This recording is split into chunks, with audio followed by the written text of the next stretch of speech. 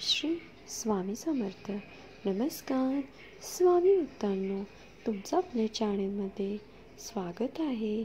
या दिवशी सर्व स्त्रियांनी डोक्यावरून पाणी घेऊन स्नान करावे. भोगी हा आनंदाचा आणि उपभोगाचा सण म्हणून मानला जातो. पण भोगी या शब्दाचा या सणाला दुसराही अर्थ आहे. जेव्हा आपण देवाला नैवेद्य अर्पण करतो तेव्हा त्या नैवेद्याला भोग म्हणतात. याचप्रमाणे भोगीच्या दिवशी विशिष्ट पदार्थ न खाई सदा रोगी हे आपण नक्कीच ऐकलं असेल.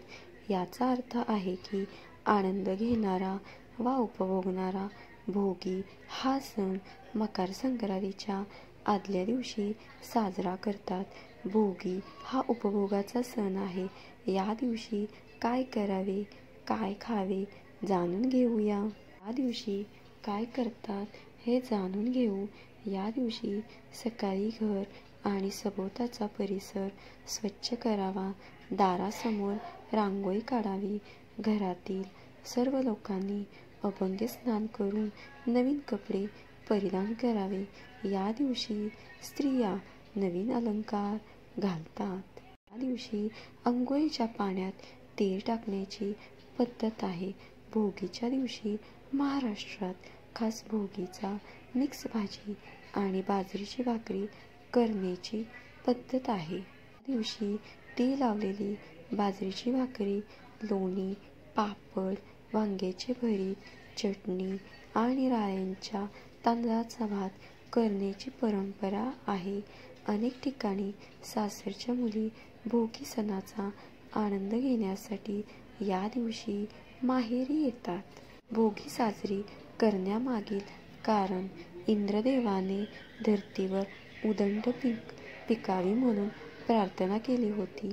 म्हणून पीक वर्षानुवर्षे अशीच पिकत राहावी या प्रार्थनेसह भोगी साजरी करण्याची प्रथा आहे. या दिवशी काही राज्यांमध्ये लहानशी होळी पेटवून त्यात काही वस्तूंची आहुती दिली जाते. या दिवशी करण्यात येणारी भोगीची भाजी खूपच पौष्टिक असते. हिवाळ्याच्या सर्व प्रकारच्या भाज्या येतात. शेतात नवीन बहार आलेला असतो. त्यामुळे या काळात भोगीची भाजी आणि तेल लावलेल्या बाजरीच्या भाकरीचा आस्वाद घेतला जातो. या पदार्थामधून उष्णता येते, ज्यामुळे शरीर पुन्हा वर्षभर काम करण्यास सज्ज होते. भोगीच्या भाजीमध्ये ऊस, हुरडा, बोर, वांगे, शेंगदाणे, पावटे, हरभरा तसेच ज्वारी किंवा बाजरी भाकर त्यावर तेल लावून भाजली जाते.